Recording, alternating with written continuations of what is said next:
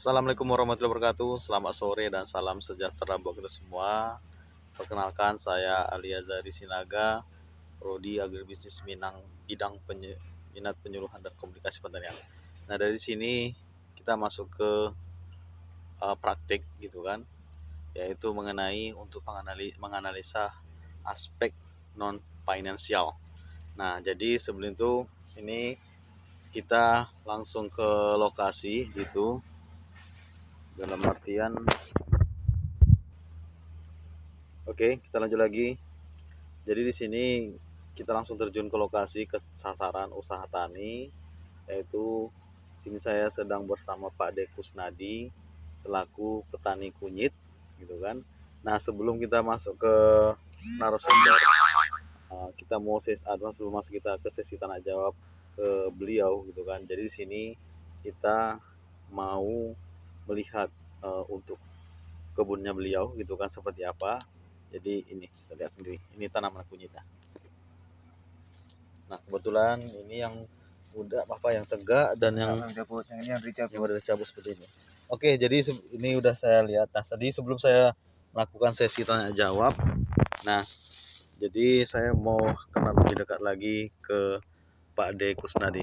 Pak De, selamat sore Pak De. Selamat sore. Oke, jadi beliau namanya Pak De Kusnadi atau lebih akrabnya di sini Pak Dekus.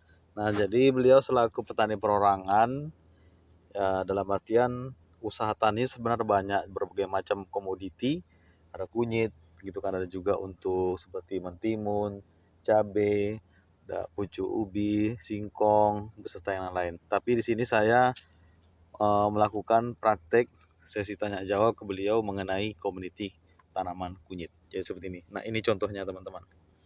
Ini yang udah dicabut.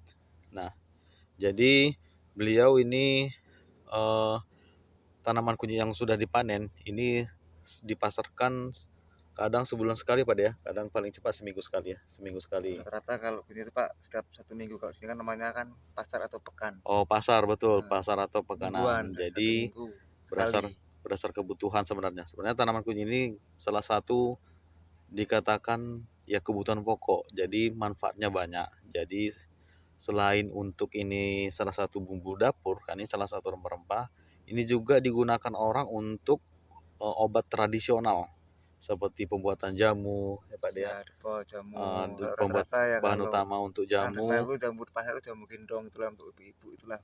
Rata namanya jamu kunyit asam. Jamu kunyit asam gitu kan. Tradisi.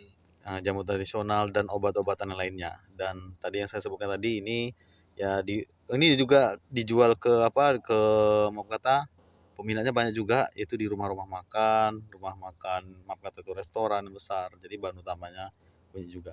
Oke, jadi sini Pak De, saya minta waktu singkat aja Pak De. Bisa. Ini Pak De kan selaku petani tradisional dalam arti petani perorangan. Untuk ini Pak De, saya mau nanya mengenai aspek yuridis. Aspek yuridis itulah mengenai hukum legalitas. Dalam artian Pak De petani perorangan, untuk mendirikan usaha tani ada nggak untuk surat izin atau tidak? Ya, pertama assalamualaikum. Perkenalkan, nama saya Kusnadi, saya petani biasa tapi tidak menggunakan surat izin. Karena apa? Ini kan cuma untuk Tambahan. Petani biasa untuk sementara aja ya Pak De. Biasa tambahan untuk tambahan hasil. Jadi kita tuh nggak memerlukan surat izin karena untuk petani biasa. Karena sekarang skala kecil ya Pak De ya, karena dalam artian hanya menempatkan paling cuma menempatkan di sisa pekarangan, di kebun, cuma kecil, bukan skala besar. Kalau besar kan kita udah pakai izin, surat ada pajak. Ini kan nggak ada pajak. Kita ada misalnya surat izin legalitas. 200 rumpun, 300 mau dipakai di lubang di tanah bisa, pakai kolibet juga bisa Pak. Seperti ya. Nah, tapi kan kadang-kadang kan kalau petani kayak kami kan paling 100 kolibet ataupun 100 batang, satu kayak gini. Jadi tambah-tambahan. Cuma kan kami bukan dari skala besar. Betul. Besar mungkin menggunakan pajak atau izin. Oke.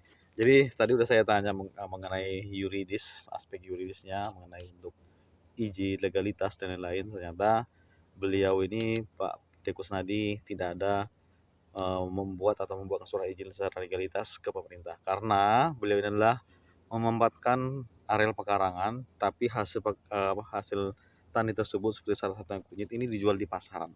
Pak De ini dikatakan memang untung, ya dikatakan untung, nama juga istilah bisnis usaha tani.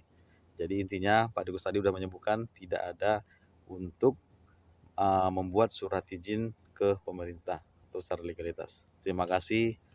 Saya akhiri. Wassalamualaikum warahmatullahi wabarakatuh.